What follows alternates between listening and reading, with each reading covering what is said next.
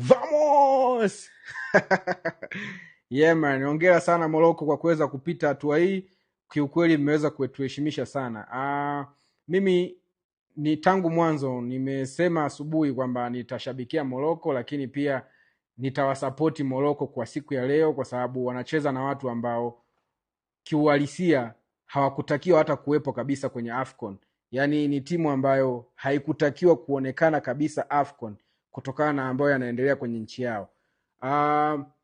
Mungu ana njia nyingi sana za kufikisha ujumbe wake kwa dunia. Watanzania ni watu ambao wana maumivu mengi sana. Yaani ni watu ambao wanateseka, yaani wanapitishwa kwenye kipindi kigumu sana.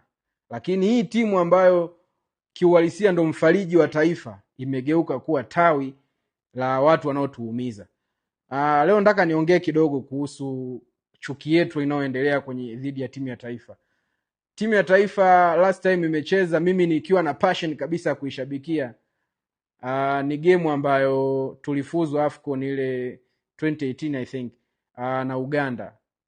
Ile game nchi nzima ilikuwa na timu ya taifa, na sikumbuki kama kulikuwa kuna makundi labda sijui huyu hataki afuzu, sijui hayakuwepo kabisa. Yaani taifa lilikuwa na timu. Sasa ile ndo timu ya taifa ambayo ilitakiwa pia leo taifa tuungane nayo, lakini kwa nini saizi ule umoja haupo? Ni kwa sababu ambayo yanaendelea kwenye nchi.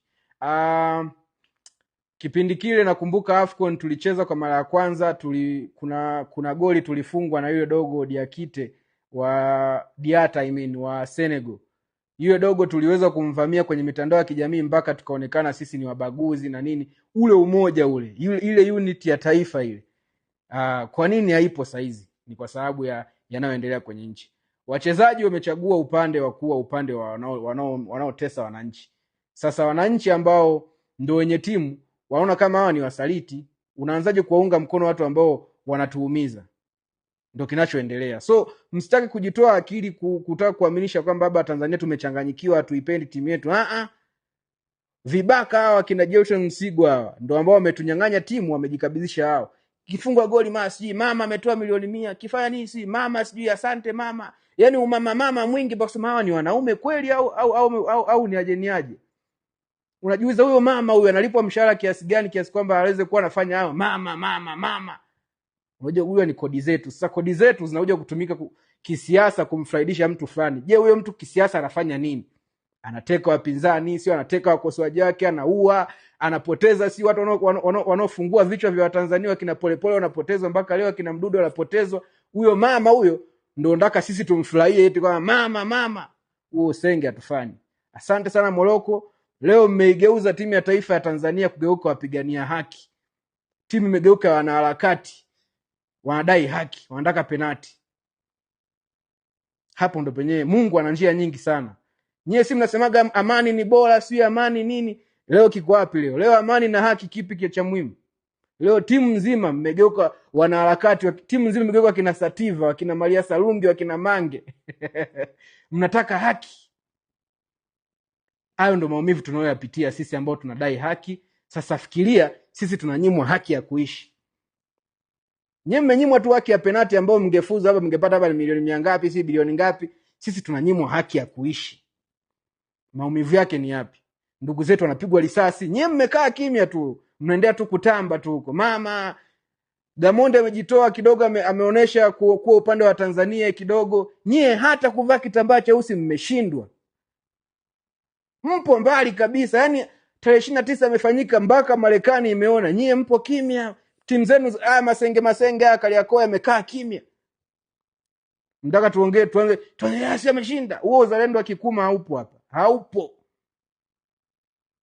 Sasa huu ujumbe ufike na kwenu kwenye hiyo kempu ya wachezaji, na naamini utawafikia kwa sababu wapo washikaji zetu huko pia.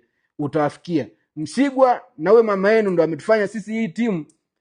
Yaani timu ya taifa ina matawi. Leo hii hata ingecheza na Mali, tungekuepo watu wa Mali wa Goba njia 4, tungekuepo kwenye timu tunashabikia Mali. Chuki ni kubwa sana. Huyo mama yenu mnemwendekeza kisengesenge ndo amekuja kufanya timu imegawanyika ovyo ovyo.